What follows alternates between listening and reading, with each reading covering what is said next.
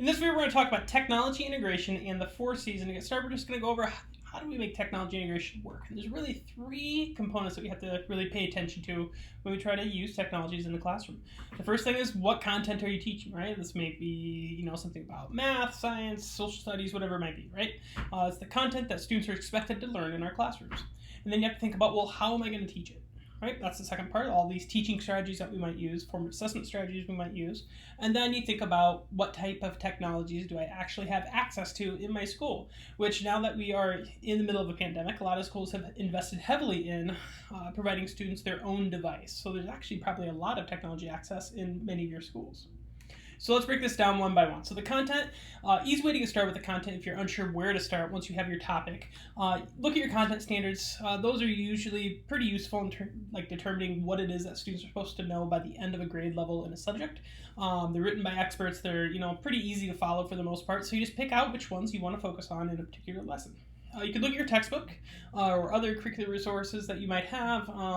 It could be things off the internet, what have you, and you get an idea of what it is that you want your students to know and be able to do at the end of the lesson, right? And then you write that learning objective. That's typically measurable, right? You want to be able to say that you can observe this happening, right? That at the end of this lesson, students will know and be able to do X, whatever X is, and you can assess it and say, yep, they can do it, or nope, they can't do it, right? And sometimes we write those as I can statements to make it a little more student-friendly. Okay, so that's the content piece, right? Pretty straightforward. I don't think there's anything new or surprising here.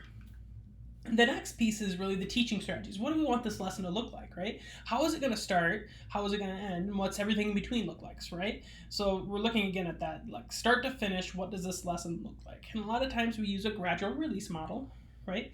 We do kind of that I do, you do, we do, where, you'll model something, then you have the students maybe do it as pairs, or you do it together as a class, what have you, and then you turn it over to the students to do independent practice, right? That works really well. You typically do a lot of modeling for students in the classroom, and then you fill in with other teaching strategies, and those could be very teacher-centered, right? Things like direct instruction, lecturing, whole class discussion, whole group instruction, whatever it might be, right? Or it could be student-centered, right? And there might be things like doing projects, small group work, that kind of stuff. Okay, so you have your teaching strategies. That's kind of part two. And then the third aspect here, you have the technologies, and you really have to consider, well, what do I have access to? Right? What kind of technologies are in my school, in my classroom? What am I comfortable using? Because let's be honest, we're not all comfortable with the same types of technologies. So you have to think about, well, what am I confident in?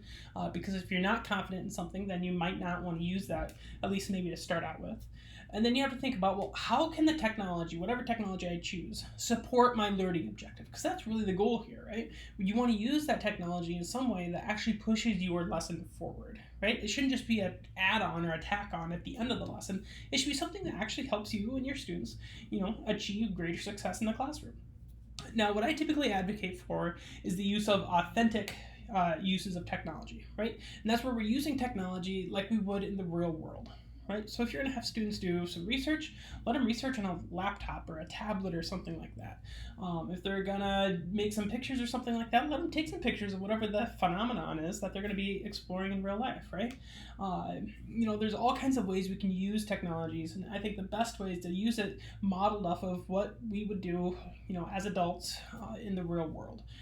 I think what we tend to look for more often, however, are those single technology solutions that will solve our problems. And kind of a spoiler alert here, there really aren't those single technology solutions that really work in all situations, right? We may have these apps that work really well, but sometimes the problem is these apps can be disconnected from what it actually looks like to do that task in the real world. Okay, and we'll get into that a little bit more once we get to campus. We'll talk about that in a little bit more depth, okay? So as we put this all together, it's really easy to combine it. You go ahead and you set your instructional goal, you explore those available technologies that are around you, and then you choose the best one that would support your instructional goal. Right? That's what you're really looking for. Putting these together, these lessons together that use technologies don't have to be a lot of work, but you have to really think about what is it that you want your students to learn, and then you go from there, right? You think about, okay, well, this is what my end goal is. How can I pick the right strategies and the right technologies to support that, okay?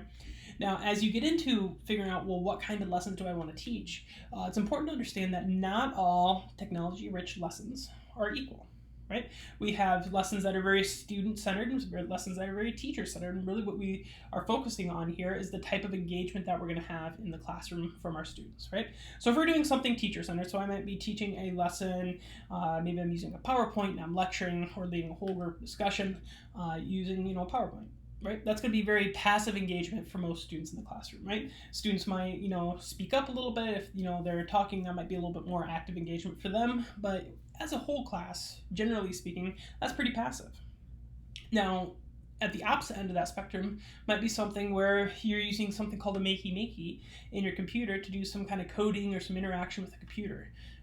And that's very student-centered, right? That's very students they've got hands-on interactions with the technology. They're kind of driving their own learning. And, it's quite a bit different when we think about engagement, right? They're highly engaged versus, just sitting there. And you can even look at these two pictures and see the differences in the engagement. You have the people in the classroom up in the upper left that are sitting there. Then you have the girl that's all pushing on the bananas and making her computer make music and things like that. So there's a lot of differences between there. And there's, a million different shades of gray in between here, okay? And something that can help us get to more of the student-centered active engagement, which is really what I advocate for in your lessons, especially at the elementary level. We want kids to be up because they're already very energetic and very excited to be in school for the most part, right? So let's use that to our advantage in our lessons. So let's design these student-centered lessons. And the way I encourage you to do that is using the 4 C's.